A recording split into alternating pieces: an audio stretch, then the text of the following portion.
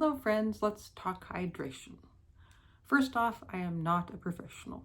I am simply sharing my personal experience about building this habit into my life, and I hope you find it helpful.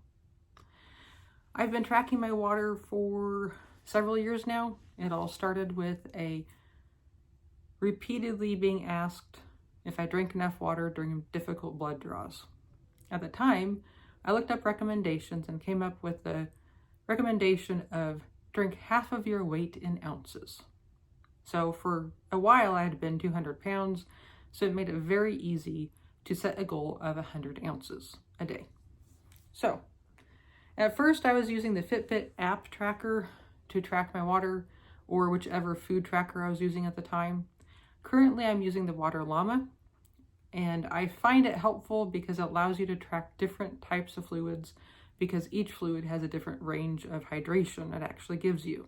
So for example, water is 100%, protein drinks are 80%, and coffee is only 60%.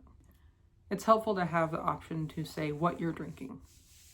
And I've always found it helpful to have that actual physical tracking mechanism with me, and whether it's on my phone or currently it's on my watch, it's very helpful. So the basis of meeting a hydration goal is first learning what it takes to meet the goal, and then building in the habit of drinking that during your day. So today, my typical day starts with me filling my 32-ounce cup of water in the morning and making sure it's filled up throughout the day.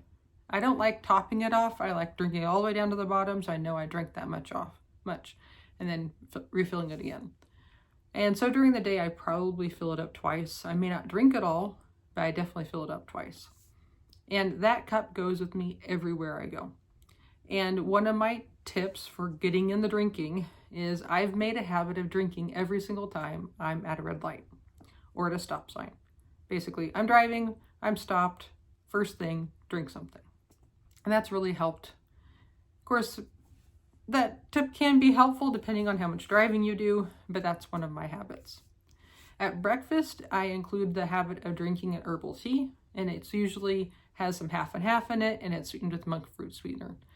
And this fills the gap of coffee for me, since I can no longer have coffee since I can't have caffeine.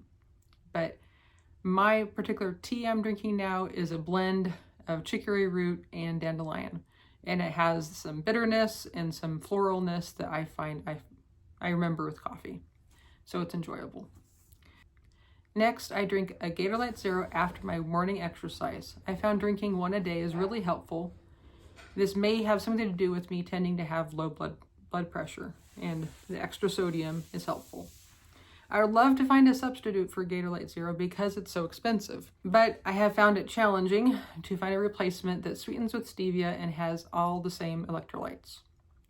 In the afternoon, I make a protein drink as my snack that includes protein powder, kefir, as well as almond milk. And the wonderful thing is this drink gives me 45% of my daily calcium. At bedtime, I have 8 to 10 ounces of water with my nightly supplements. This brings me up to 85 ounces, leaving room for more water if I like, which often happens, or if I like to have a Topo Chico, and I usually flavor it with a stevia sweetened flavor enhancer.